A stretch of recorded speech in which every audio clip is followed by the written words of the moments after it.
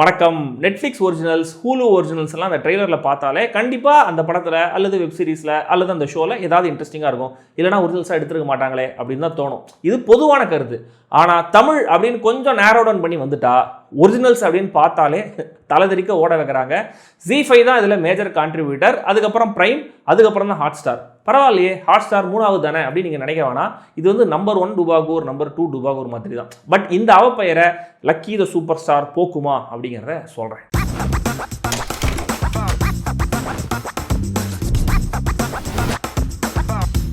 Lucky the super star ஒரு பெண் நாய் நிறைய குட்டிகளை போடுது. பட் மழை வெள்ளத்தில் அந்த குட்டிகள்லாம் அடிச்சுட்டு போயிடுது. வெள்ளத்தில் மூழ்கி இறக்குறது அந்த பெண் நாய் கடைசி நிமிஷத்தில் எக்ஸ்ட்ராவாக ஒரு குட்டி போட்டு உயிரும் பிழைக்குது. அந்த கடை குட்டி தான் லக்கி. சென்னையில் சுப்பு, பஞ்சு, தேவதர்ஷினி தம்பதிகள் இருக்காங்க.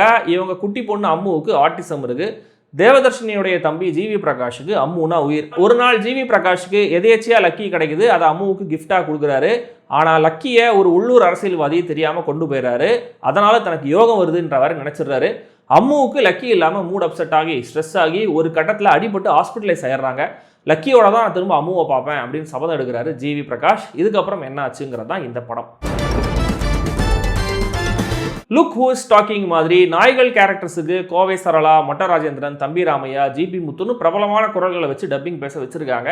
அவங்க பேரையே நாய்கள் கேரக்டர்ஸுக்கும் வச்சிருக்காங்க. இந்த ஐடியா மட்டும் நல்லா இருக்கு. நாய்களுக்கான லிப்சிங்க்கு கூட ஒரு ஐடியா பண்ணியிருக்காங்க. சில இடங்களில் சிஜி பல்ல காட்டினாலுமே கூட இந்த நாய் லிப்சிங்க் மேட்டர் செம்ம ஒர்க், நிஜமாவே நல்லா பண்ணியிருந்தாங்க சிஜியில். ஜிவி பிரகாஷ் அனஸ்வரா ராஜன் லவ் ட்ராக்னு தனியாக ஒன்று ஆரம்பிக்க போகிறாங்கன்னு பயந்துக்கிட்டே இருக்கும்போது அது நடக்கலை. அந்த ஆங்கிள் எக்ஸ்ப்ளோரே பண்ணாமல் தேவையில்லாத டூயட்லாம் வைக்காம கதையை கொண்டு போனது அடுத்த ஆறுதல். கடைசி கட்டத்தில் ஒரு அரசியல்வாதியை கூட ஃபோனில் பேசுகிற மாதிரி ஒரு சீன் வரும். அது வரைக்கும் காமெடிங்கிற பேரில் வந்த காட்சிகளை விட இந்த சீனில் காமெடி எனக்கு கொஞ்சம் பெட்டராக இருந்த மாதிரி தெரிஞ்சுது. இருகோடுகள் எஃபெக்டாகவும் இருக்கலாம், ஸ்டில் சொல்கிறேன். அண்ட் ஓவராலாகவே ஸ்கோப் இருந்துமே கூட ஆபாச காமெடி பக்கம் போகாமல் இருந்தது முடிவை பாராட்டுறேன். முக்கியமாக இந்த படம் இந்த 10-12 வயசுக்குள்ளே இருக்கிற குழந்தைகளை என்டர்டெயின் பண்ணுற லெவலில் தான் இருக்குது. ஆனால் உங்கள் குழந்தை யங் ஷெல்டன் மாதிரிலாம் இருந்தால் தமிழ் படங்களே பார்க்க முடியாது. ஒரு லைட் வெயிட் ஃபேமிலி காமெடி படத்தை தரணும்னு நினச்சிருக்காங்க.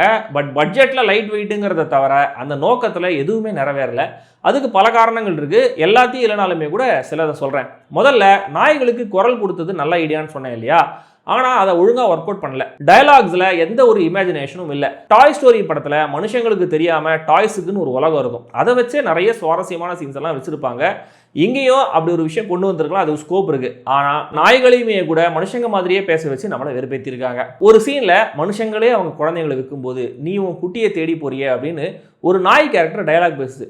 எனக்கு புரியவே இல்லை. நாய் வந்து குட்டியை விற்கணும்னு நினச்சா கூட எப்படி விற்கும்? விற்றுட்டு அந்த காசை வச்சு அது என்ன பண்ணோம்? இல்லை இந்த டயலாகுடைய பர்பஸ் தான் என்ன? இந்த நாய் தாய் பாசத்தை ஹைலைட் பண்ணுறாங்களா? இல்லை ஒருவேளை இதுதான் காமெடியா அப்படின்னு நிறைய டவுட்ஸ் வருது. யூஷுவல் ஃப்ளோவில் ஒரு கதை, அதுக்கான கேரக்டர்ஸ், ஒரு சில நல்ல ஐடியாஸ் இருந்துமே கூட இந்த படம் எங்கேயுமே டேக் ஆஃப் ஆகலை. ரன்வேலையே சுற்றிட்டு இருக்குது. சில சமயம் ஒரே இடத்தையே சுற்றிட்டு இருக்கு. தேவையே இல்லாத நிறைய ஃபில்லர் காட்சிகள், காமெடி 2, எமோஷன் 1ன்னு ஒரு ஆர்டரில் இன்கன்சிஸ்டண்ட்டாக இருக்கிற இந்த படத்துடைய மொத்த நரேஷன், சுத்தமாக டெப்த் இல்லாத நேம் சேக் எமோஷன், இதெல்லாம் இந்த படத்துடைய டைட்டிலுக்கு முன்னாடி UN அப்படின்னு 2 எழுத்துக்களை சேர்க்க போராடிட்டே இருக்குது. இந்த கதைக்கு மையமாக இருக்க வேண்டியது குழந்தைக்கும் ஜிவி பிரகாஷுக்குமான பாண்டிங் எமோஷன், தென் நாய்க்குட்டிக்கும் குழந்தைக்குமான பாண்டிங் எமோஷன். ஆனால் ஜஸ்ட் மாண்டேஜ் பாடல்கள் மட்டுமே அதுக்கு போதும்னு நினச்சிருக்காங்க. சீன்ஸாக எதுவும் எழுதலை. சீன்ஸாக எழுதுனது எதுவும் நல்லா இருக்கான்னு கேட்டிங்கன்னா அதுவும் இல்லை. வார்டு கவுன்சிலர், MLA, CMனு இந்த குட்டி நாய் கைமாறிட்டே இருக்கிற அந்த பேட்டர்னும் ரெபடேட்டிவாக இருக்குது. இவங்க பண்ணுற ஐடியாஸாவது ஏதாவது ஸ்மார்ட்டாக இருக்குன்னா அதுவும் எலிமெண்ட்ரி லெவல் ஐடியாஸ் தான்.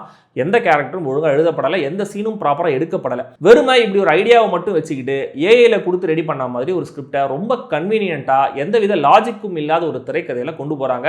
வார்டு கவுன்சிலரை மீட் பண்றதே நம்ம ஊர்ல கஷ்டம். ஆனால் ஹீரோவும் அவர் கேங்கும் CM வீட்டுக்குள்ளேயே ஈஸியாக போய் சண்டை போட்டு அட்வைஸ் எல்லாம் பண்ணிட்டு வராங்க. இதெல்லாம் லாஜிக் இல்லைங்கிறத விட அதை கன்வின்சிங்காக சொல்கிற அளவுக்கு ஸ்டேஜிங் இல்லை. ரைட்டிங் எலிமெண்ட்ரினா, ஸ்டேஜிங் அமெச்சூர். இதில் டெக்னிக்கல் சமாச்சாரங்களும் படத்துடைய இந்த பட்ஜெட் லெவல் சிக்கன பேசிக்காக தான் இருக்குது. BGMலாம் சீரியல் லெவலில் இருக்குது.